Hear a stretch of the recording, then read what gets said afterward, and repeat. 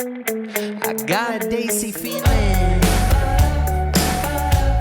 I got a Desi feeling. Yeah. What's going on, everybody? I'm JABYBHAI, joined by Char Kirk. What's up? We are watching a video from Nirmal Pillai, Why India Drinks So Much Chai, Parotta Act. Very excited to jump into this with you guys. Thanks so much for joining us yet again. Make sure to hit the subscribe button, bell icon, all notifications. Pretty please vote this up. Let YouTube know you're enjoying what you're watching while you're subscribing and upvoting. Subscribe to Nirmal Pillai. There's a link in the description below if you want to click on that link, give the original video an upvote, and subscribe to him from there. Here we go. Let's check this out. And let us know in the comments, how much chai do you drink a day? And what time do you cut it off? Here we go. India, land of culture, a land of 1.8 billion people, or a land of 1.8 billion addicts. Is it? Nice joke. This is something far more dangerous, far more potent, and far more delicious. Look at this man who hasn't gotten his fix yet. He has become so dependent, so attached that he will remain in that same place until the moment that he gets his first hit. My day can't start without it, Keta. Minimum 3 times. What is this wonder? How did it ever come to us? How did it grip an entire nation that the words on everybody's mouth at 4 p.m. in the evening are without a doubt, always... Chada, 2 tea. It's chai time, baby. So, does that happen to you each morning? Yeah, I wake up in the morning and I make a cup of tea first thing. Or fall apart? You saw me when... It's no secret that we Indians really love tea. I mean, we even named one of our most famous monuments after tea. There are more tea stalls per unit area than unit areas. Every time a new street is built, a new tea stall is already there. It's like when you buy a new Android phone and MX Takataka is already pre-installed on it. You didn't ask for it, but it's there. Samsung, connecting people. Do what you say. In fact, scientists at ISRO have actually said that the real reason that India has not yet gone to the moon is because there's no gravity, so you can't do the waterfall thingy to artify the chai. Sure, you don't have gravity only. And sometimes people ask this stupid question. So, are you like a tea person or a coffee person? And that is stupid, because once you date someone, you drink coffee, because where do you go? You go to a coffee shop. But once you break up, you are at a tea stall drinking tea and crying to your homies. Acha, avan vittu poittada. Parala, kudi. Sigma. And even though it's a British thing, we made it our own, like cricket. First we added milk, then we added masala, then we made it kadak, even though it's liquid, because physics, principles of fluid mechanics. H.C. Verma crying there. But the story behind how this beverage found its way into our masala-infested stomachs is a story involving the Chinese Empire, the East India Company, and a shrewd botanist who I feel your pain. Became a secret agent. Can I just say became Tom Cruise? Is that okay? Ooh, don't do that. So let's get this party started. Hey. Get it? Party. We are not making any of this up. India has the largest tea drinking population in the world. It's also the second largest tea grower in the world. Second only to China. But you know, it's clearly that's a joke. Nirmal does not endorse defaming a country, especially sovereign ones like China. Interesting patterns about tea drinkers, which was found by the Tea Board of India, which I assume looks like this. No, not this. No, not this. No, none of these. There's so many of these. Anyway, we are going to present this in the format of quick facts. Okay. What happened? Too quick for you? I'll ask this in surprise test, so be careful. You see, the story of how we got to this stage in advanced tea consumption is a story that begins, like most stories with us, with the British.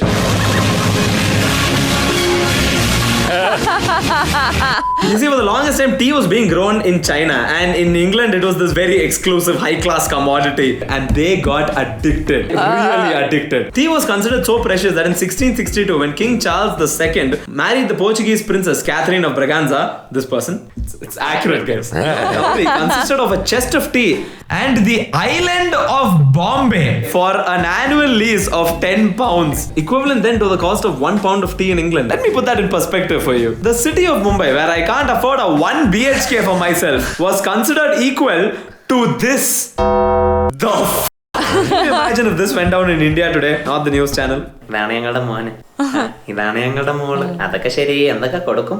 Maruti 800 കൊടുക്കാം. പിന്നെ ഡൽഹി വേണം, അത് ഭയങ്കര pollution. അയ്യോ അത് ഭയങ്കര തണുപ്പാ. ബാംഗ്ലൂർ നല്ല ഭയങ്കര ചൂട്. ഒരു നിമിഷം ആ ചായ ഒന്ന് എടുക്കാവോ? ശരി. And the story begins with, oh, I think someone's at the door. Let me just go get that.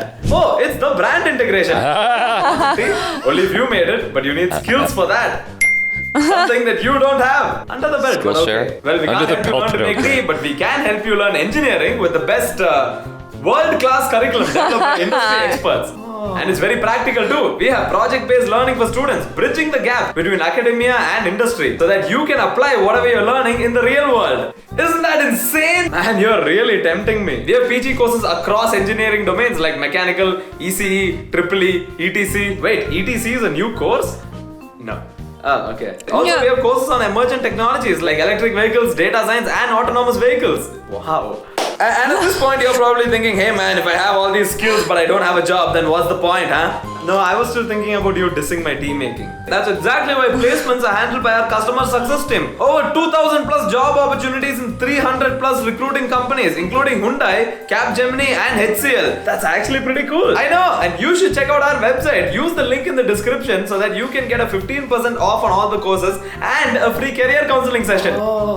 Now I'm going to let you go back to your video. I love the shit. Okay, subtitles. sorry. By the 18th century, there was a war between the English and the Dutch, and England's resources were really getting depleted. So the English were unable to afford the silver that they were trading with China to get the tea. And apart from that, China was uninterested in anything that Britain was offering. I think we should just be friends. Macha, she rejected me, da. Tutti. Until they discovered something that China did want. I mean, I'm serious. Britain started growing opium in India and smuggled it to China in return for tea. Tea. And I don't know if you're history buffs, but China literally had a war and an opioid epidemic because of this. And who sold them the opium?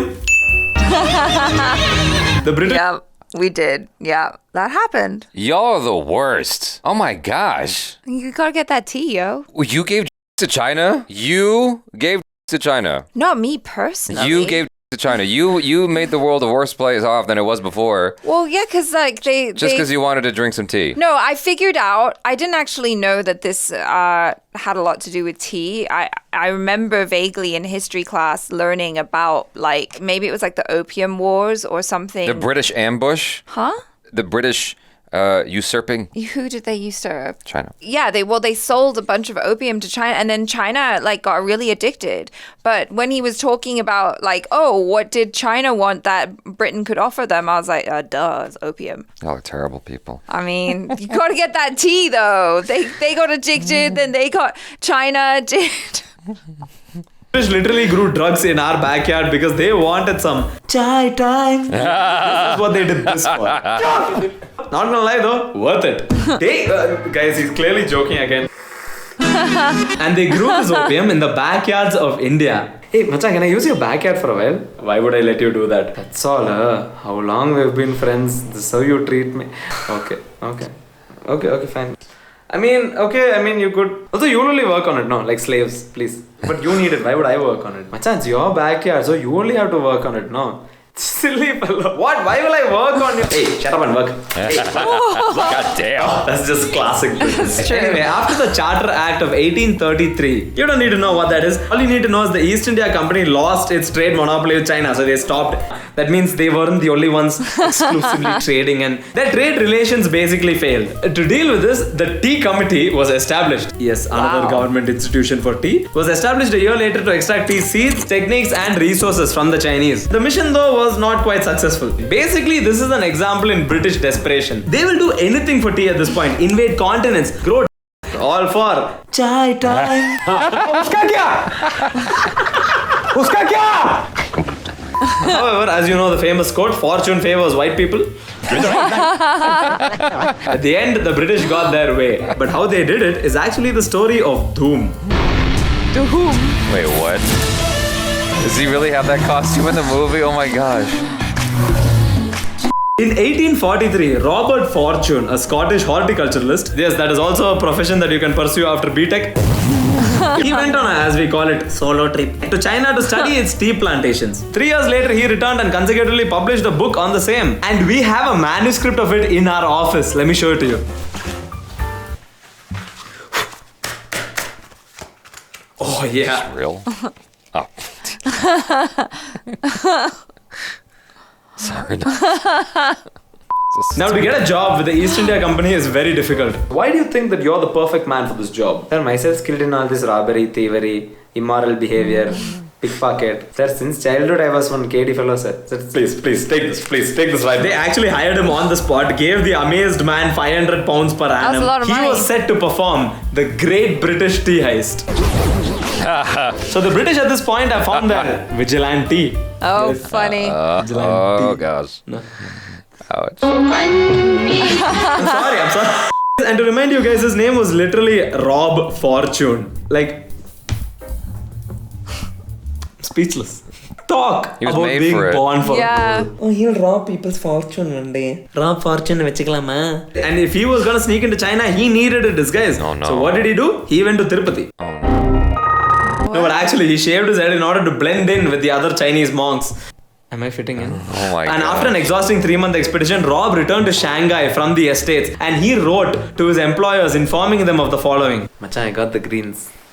Okay, that may be a little altered. The actual message reads as, I have much pleasure in informing you, he wrote, that I have procured a large supply of seeds and young plants which I trust will get safely to India. And with all this stolen tea, they came back and started planting it in India. And over the years, Indian tea quickly topped the market in Britain as the best because, well, circle jerking. I'm serious, the British hyped Indian tea so much because it was on their home turf. They started dissing Right. Chinese tea and all, saying things like, my tea has elaichi, your tea is adachi. But the truth is not far from fiction. Just look at this advertisement that they published. Indian teas are purer. Indian teas are more aromatic. Indian teas are stronger. Indian teas are cheaper. Indian teas are more wholesome and are better in every respect than Chinese teas. They're talking like they got out of a toxic relationship with China and got into a healthier one with India, while forgetting that they were the toxic ones all along. Touche. But that actually answers how it became popular in India, and the answer lies in chai. You see, back in India, the Darjeeling Himalayan Railway, which opened in 1878, was symbiotically rooted to the growth of Indian tea. The first major experiment of the Indian Tea Association, yes, another government body. Why do you guys fix corruption? You can deal with tea later. Their experiment to globalize Indian tea began on Indian railways. Hi, basically the ancestor of the IRC, TC. It was after World War I that Indian and Eurasian vendors started coming to railway stations with kettles and with stoves and everything and started making tea on the platforms. Began selling tea at the historic railway stations of Bengal, Punjab and the frontier provinces. Wow.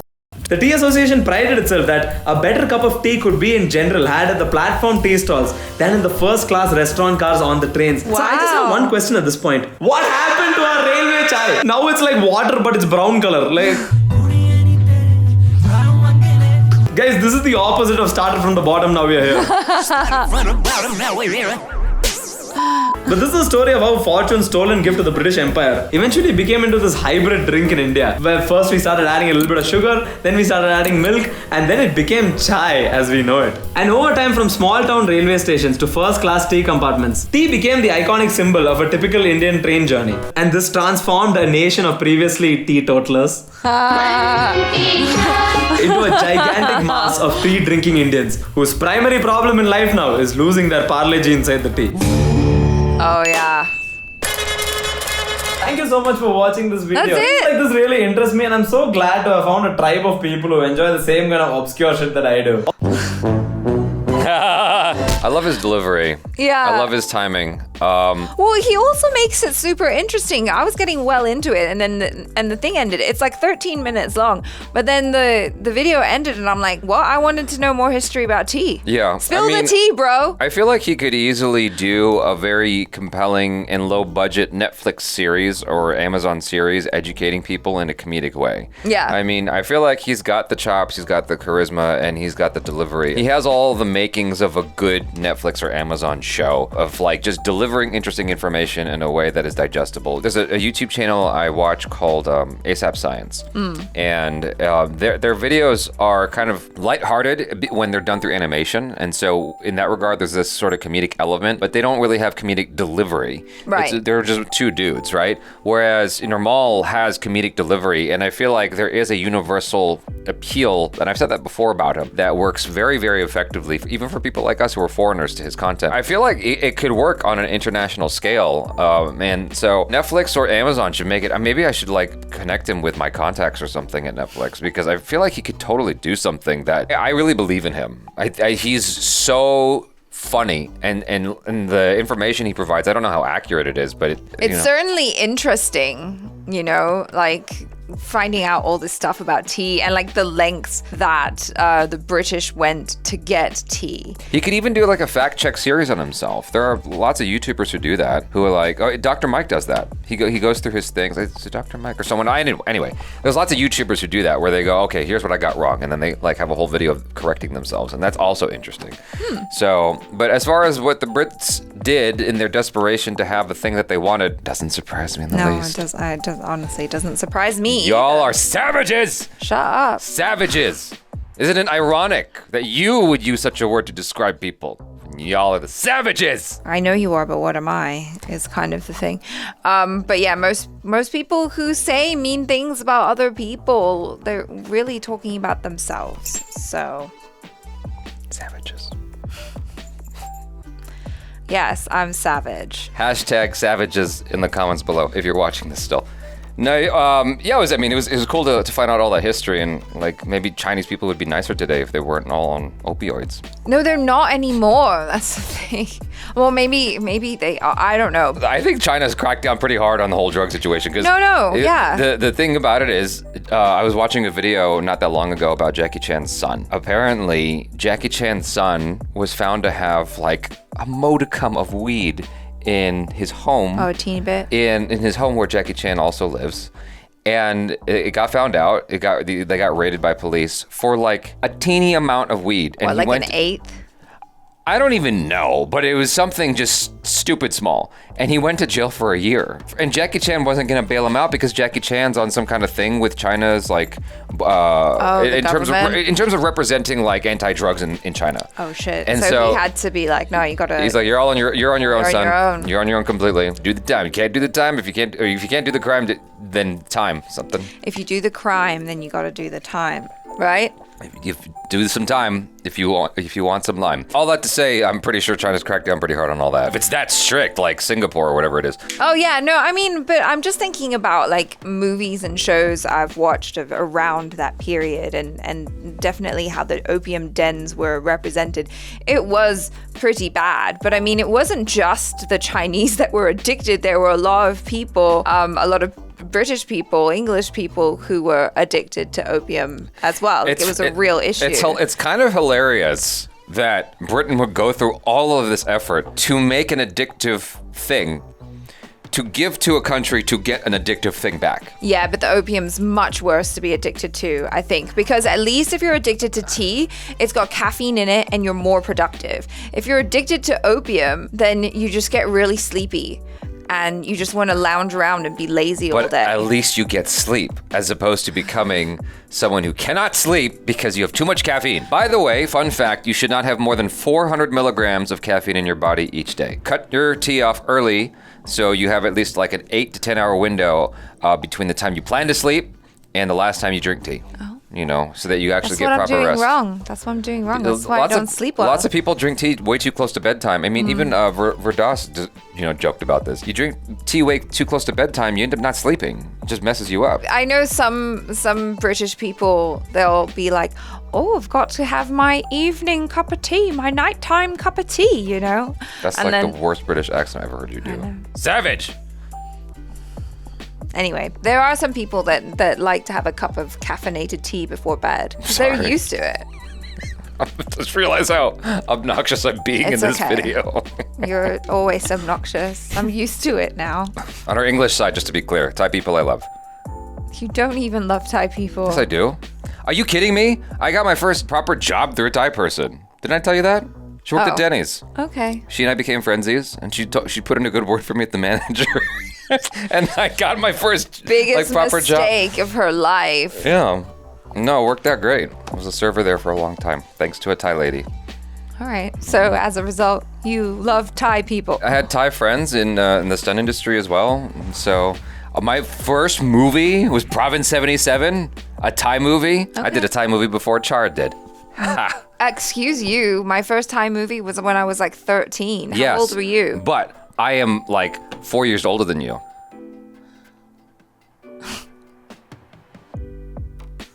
Want some tea?